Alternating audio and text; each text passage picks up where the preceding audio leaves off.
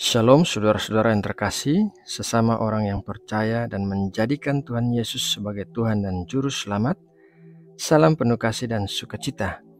Kiranya damai sejahtera dari Allah Bapa senantiasa memenuhi hati dan hidup kita. Saudaraku, sebelum masuk dalam saat teduh untuk mendengarkan renungan firman Tuhan, mari kita sama-sama berdoa dan mengarahkan hati kita kepada Tuhan. Bapa kami yang ada di dalam surga, terima kasih buat pagi hari yang baru dan berkat-berkat baru yang Engkau sediakan bagi kami. Terima kasih buat kesehatan dan nafas hidup yang masih kami miliki.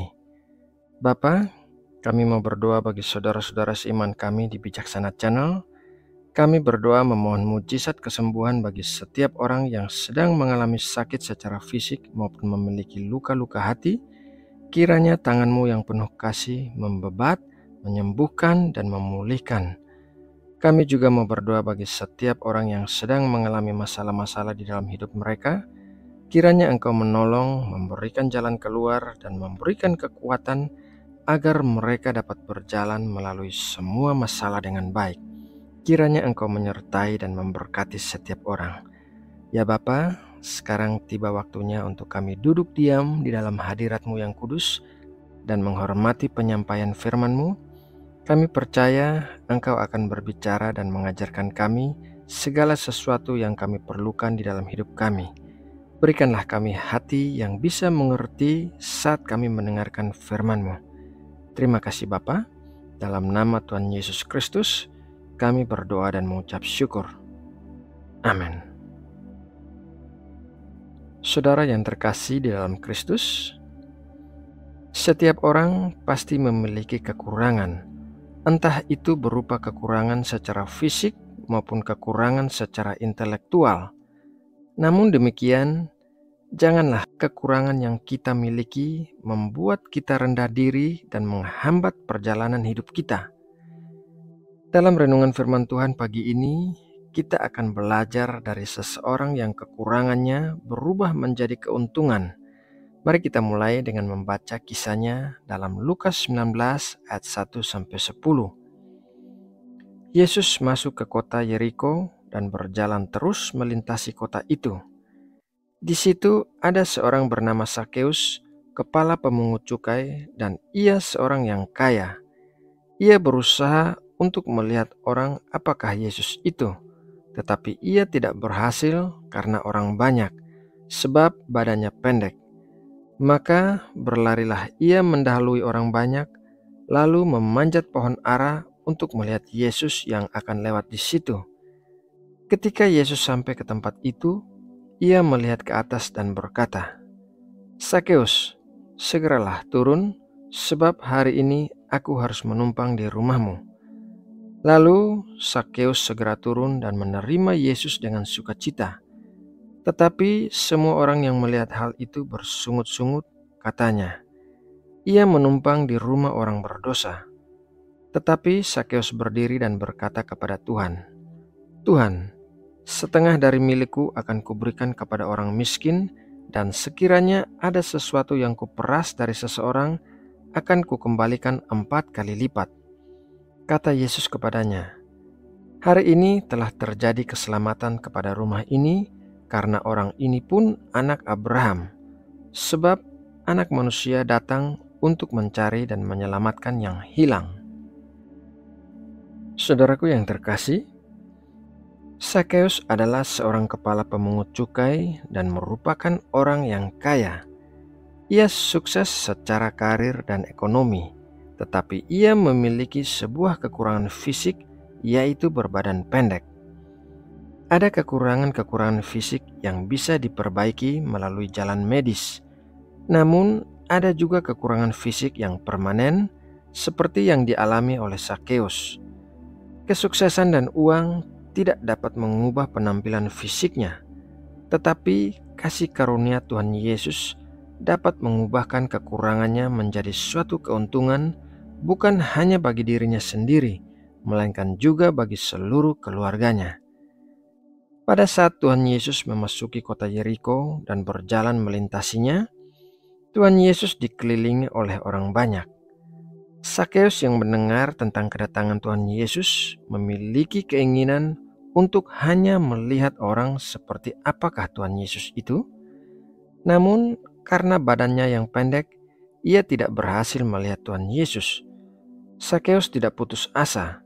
Ia berlari mendahului orang banyak dan memanjat sebuah pohon ara di jalan yang akan dilalui Tuhan Yesus agar ia dapat melihatnya.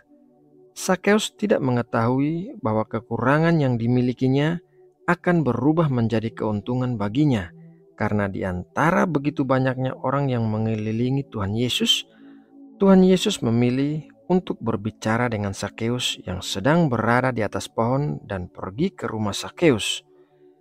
Kedatangan Tuhan Yesus ke rumah Sakeus tidak hanya membuat Sakeus bertobat, tetapi juga seluruh anggota keluarganya bertobat. Saudara yang terkasih di dalam Kristus, kadangkala kekurangan-kekurangan yang kita miliki membuat kita merasa rendah diri dan terkadang putus asa apabila tidak dapat mengubahnya.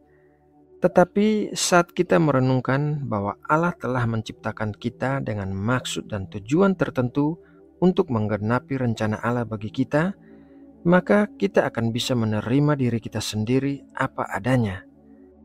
Seorang misionaris bernama Amy Carmichael terlahir dengan mata coklat, sementara warna mata kebanyakan orang Irlandia adalah biru.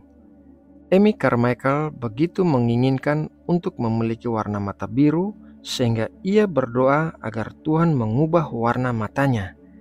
Di kemudian hari, saat Amy Carmichael menjadi misionaris di India yang menyelamatkan ratusan anak-anak kecil dari pelacuran, warna matanya yang coklat terbukti banyak menolongnya dalam penyamarannya untuk menyelamatkan anak-anak kecil itu. Amy Carmichael adalah seorang Sakeus di zaman modern. Kekurangannya ternyata berubah menjadi keuntungannya. Jika saja ia memiliki mata biru seperti orang-orang Irlandia lainnya, ia pasti akan mengalami kesulitan dalam misinya di India. Belajar dari kisah Sakeus, ada beberapa hal yang perlu kita perhatikan agar Tuhan dapat mengubahkan kekurangan kita menjadi keuntungan. Hal yang pertama adalah berada dalam kehendak Tuhan. Sakeus tidak sembarangan memanjat pohon ara, tetapi dia memilih pohon yang berada di dalam jalur perjalanan Tuhan Yesus. Artinya, sangat penting bagi kita untuk berada dalam kehendak Tuhan agar Tuhan dapat mengubahkan kekurangan kita menjadi keuntungan. Hal yang kedua adalah mentaati perintah Tuhan. Saat Tuhan Yesus menyuruh Sakeus segera turun dari atas pohon, maka Sakeus segera melakukannya.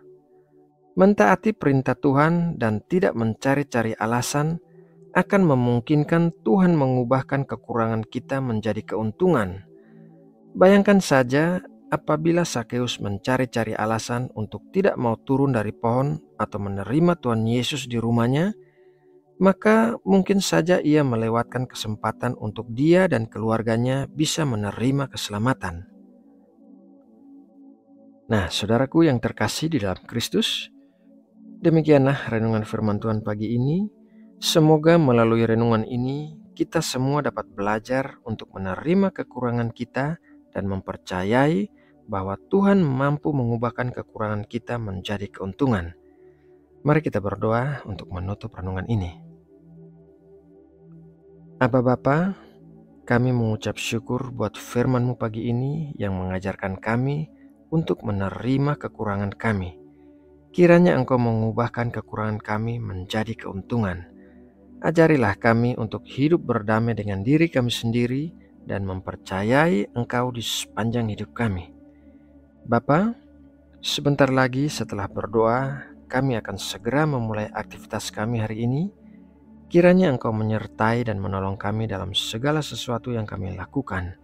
Berikanlah kami kekuatan dan kemampuan untuk mengatasi tantangan-tantangan pada hari ini, dan jauhkanlah kami dari segala sesuatu yang jahat.